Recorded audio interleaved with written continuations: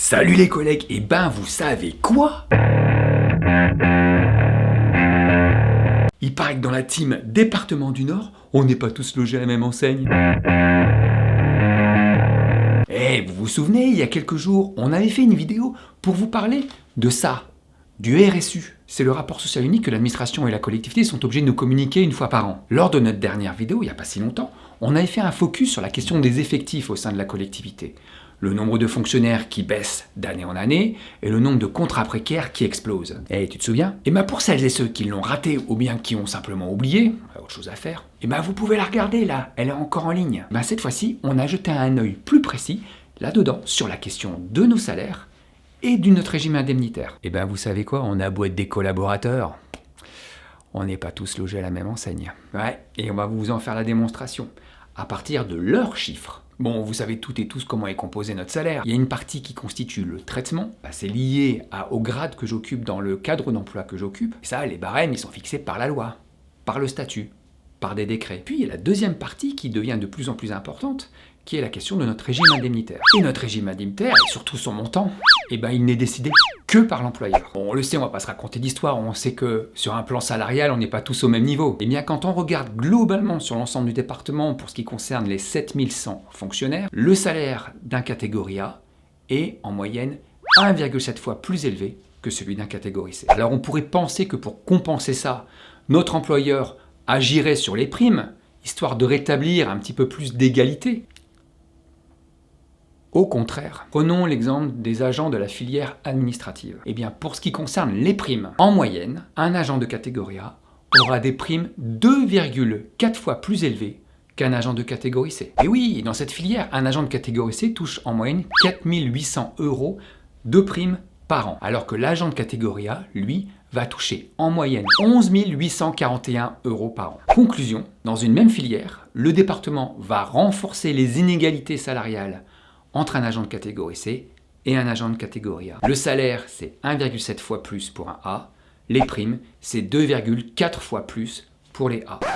Pourtant, rien ne l'oblige. Il pourrait faire autrement. Il pourrait, par exemple, défendre le fait qu'un agent de catégorie C a des responsabilités que n'a pas des agents de catégorie A et a des compétences et des pénibilités que n'ont pas des agents de catégorie A. Bon, ça c'était dans la filière administrative, mais vous pourriez vous dire que dans la filière technique, ou la filière culturelle, ou la filière sociale, c'est beaucoup mieux. Alors on a vérifié aussi, et on s'est rendu compte que globalement, sur l'ensemble des filières, et donc sur l'ensemble de la collectivité, pour ce qui concerne les primes décidées et octroyées par l'employeur, un agent de catégorie A a en moyenne un régime indemnitaire 2 fois plus important qu'un agent de catégorie C. Pour aller plus loin, on a regardé la différence entre le régime indemnitaire, les primes, des ingénieurs qui sont cadre A dans la filière technique, avec celui des adjoints administratifs qui sont catégorie C dans la filière administrative. Et bien là, c'est le pompon. L'exécutif du département du Nord octroie un régime indemnitaire 4 fois plus important pour les ingénieurs que pour les adjoints administratifs. Le montant des primes annuelles en moyenne pour un ingénieur,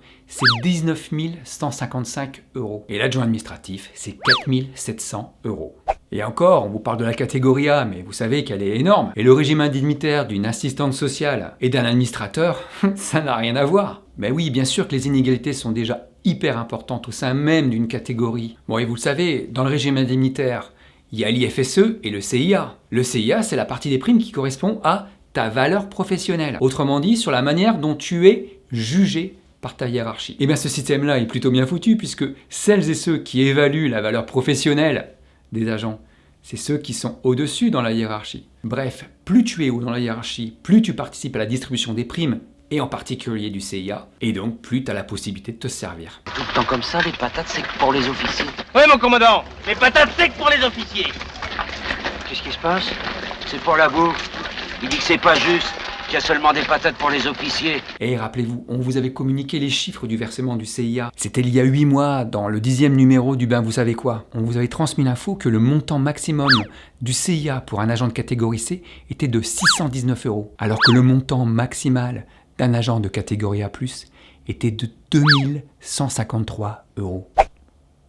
Plus tu gagnes au département, plus tu empoches. Plus les différences de salaire sont importantes en termes de traitement, plus elles sont exponentielles en termes de primes. Le département avait encore tout récemment le choix d'agir sur ces inégalités en permettant par exemple l'octroi de cette prime décidée par le gouvernement, qui est une prime pouvoir d'achat. Cette prime, qui est ridicule, fixée par décret, s'étend de 200 à 800 euros en fonction de ton revenu. On aurait pu se dire peut-être que ces petites miettes, il aurait pu les donner, histoire d'envoyer un bon signal à l'égard de celles et ceux qui quotidiennement font le boulot sur le terrain. Non, il agite le fait qu'il n'a pas assez d'argent, que le département est à nouveau très contraint budgétairement. Alors que quand on regarde encore le rapport social unique, le budget destiné à la masse salariale ne représente que 19% de la totalité du budget de fonctionnement. 19% du budget de la plus grosse collectivité de France dans un service public où le facteur humain est primordial. Non, la masse salariale, c'est pas un coût pour la collectivité. C'est un investissement hyper important. Mais bon, ça rentre pas dans leur tête. Et vous savez quoi ?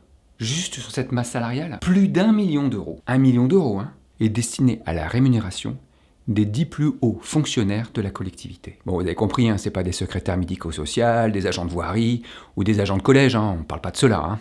Bon, et le patron lui-même, l'employeur, le président du département et ses vice-présidents. Ça donne quoi, Bon, vous savez, le président, ses vice-présidents et les élus du département touchent des indemnités d'élus. Et dans l'exécutif, ils en touchent des indemnités. Ouais, parce que là, ici, on a particulièrement une belle bande de cumulards. Le président lui-même, il est président de la communauté d'agglo de Douai, il est président du département du Nord, le vice-président chargé des ressources humaines lui-même, c'est pareil. Ces indemnités d'élus locaux plus de vice-président du département. Ou alors on peut parler de la vice-présidente chargée de l'enfance-famille, de la protection de l'enfance, qui n'y connaît pas grand-chose. Elle est vice-présidente du département, maire de Neuville-en-Ferrain, et vice-présidente à la métropole européenne de Lille. Heureusement qu'une loi limite le cumul des mandats. Heureusement que la loi permet aussi qu'à un certain niveau, le cumul des indemnités soit plafonné. Oui, parce que le plafond, il est à 8 900 euros quand même. Et ils l'atteignent très rapidement. Vous voyez que dans la team de Christian Poiret, tout le monde n'a pas la même valeur. Il y a collaborateurs et collaborateurs. Et c'est ça qui fait la team.